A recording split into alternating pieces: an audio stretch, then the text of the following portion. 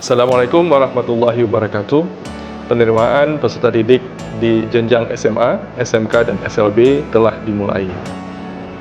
Ada 4 jalur penerimaan, yaitu jalur domisili, jalur prestasi, jalur afirmasi, dan juga jalur mutasi.